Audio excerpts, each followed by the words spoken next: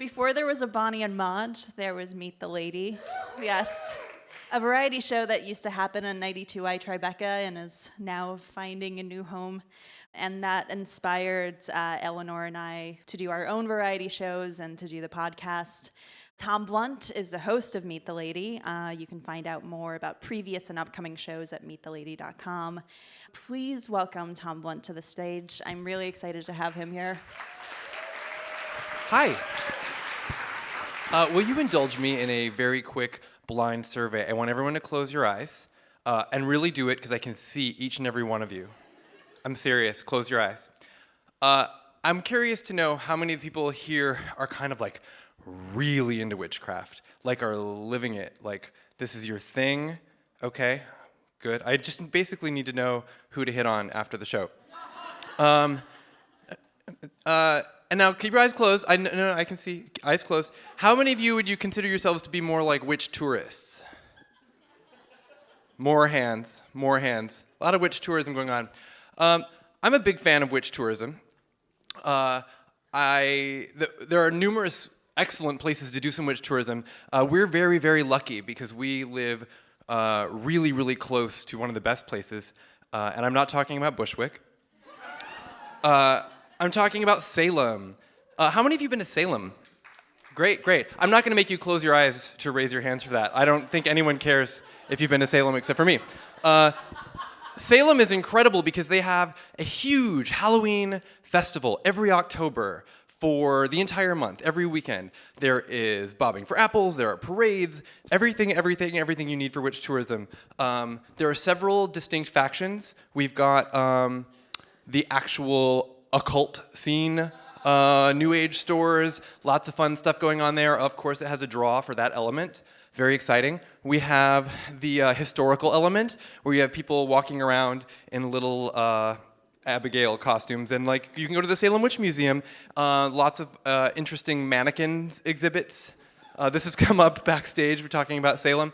So there's the historical draw, and then there's just the balls out Halloween, perverse, like let's have Halloween forever. So Bedlam. And so of course, whenever you have any or all of these together, you get the inevitable Christian protesters, which is also a really magical part of Salem in October. This girl's face over here, this says everything here.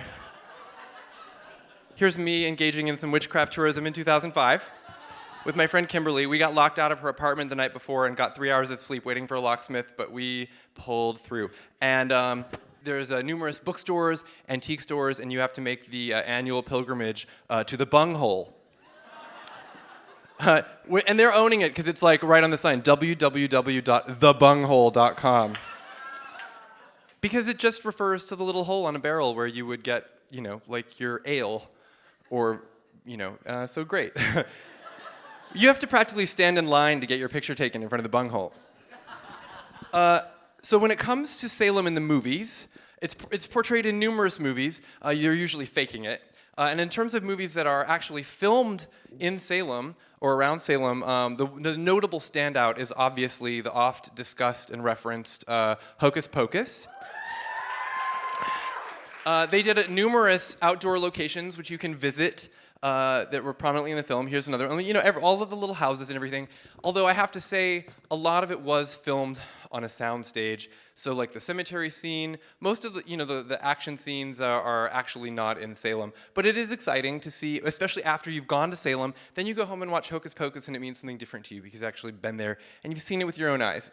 There's been a lot of talk about a Hocus Pocus sequel coming out, and it's in the works. I talked to Doug Jones, who played Billy, the zombie man, and he confirmed that there's at least, they're trying. But in the meantime, while you're waiting, there is, at the very least, a sort of solid, like a modern reboot that's out there that you can watch, which is Rob Zombie's Lords of Salem, which came out last year. It had a very minor splash when it came out. I did not ever expect to really like a Rob Zombie movie. I saw a house of 999 and a half corpses, and it's like Rob Zombie making a music video that looks a lot like his life. And I kind of went into this thinking it would be garbage, and I had a good time, but it is basically a weird Hocus Pocus like knockoff, but with like the actual like Satan, which is wonderful. And one of the great things about the movie is that they really get into the idea and the imagery of witches from like classical paintings of like Goya, where you've got the really gnarly, grotesque witches who are just out there doing it for the thrill of it all. You know, as other presenters have discussed, like the empowerment of just casting off everything and just doing your thing, you know, in the woods and denying Christ. Anyway, here's some more. So you know the witch's Sabbath. Rob Zombie clearly, or whoever is making his movies for him, because I don't know if a filmmaker can actually grow that much in terms of making actual characters or turning into his wife into a passable actress.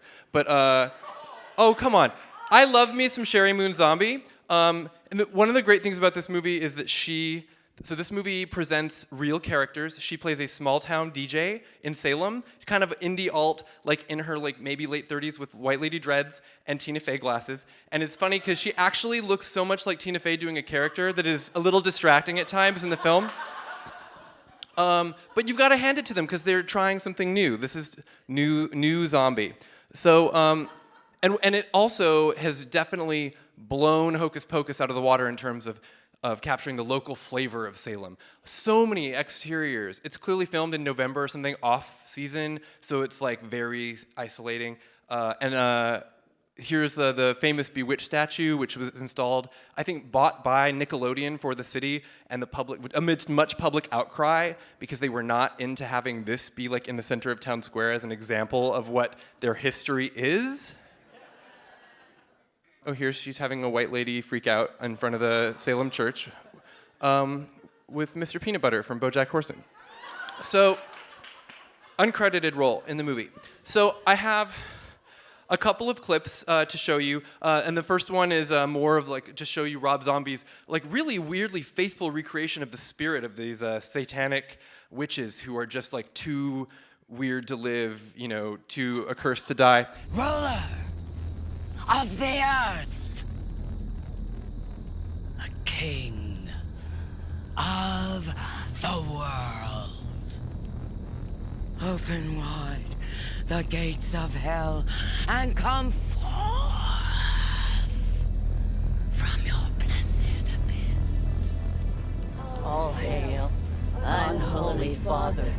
Make your presence known this night. Sisters, stand ready to desecrate these false bodies. Show yourselves.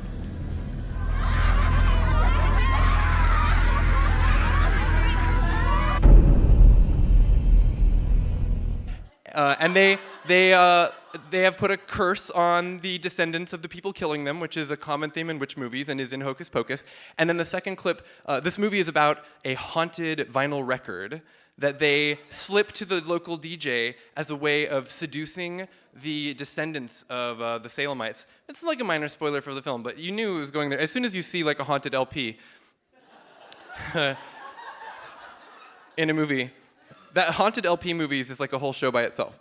So, but what I love about that too is you not only see like the quaint like New England with the headstones and the leaves, but you also get some of the townies. Like these are the people in town who like live off the downtown track who don't give a fuck about witches. They will take your money like 6 weeks out of the year, and they will patiently like sit at home and wait for everyone to go away so they can go back to hanging out and having loud public conversations over much alcohol. Hey everybody, what do you think it's time for? Smash or trash.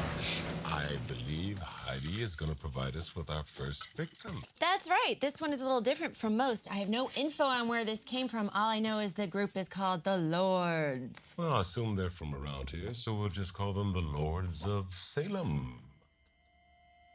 Francis, we would like to thank you for coming in. You've been a great guest. Well, thank you for having me. All right, open up the phone lines and let's hear what everyone has to say. Phones are now open, so get ready to smash or trash.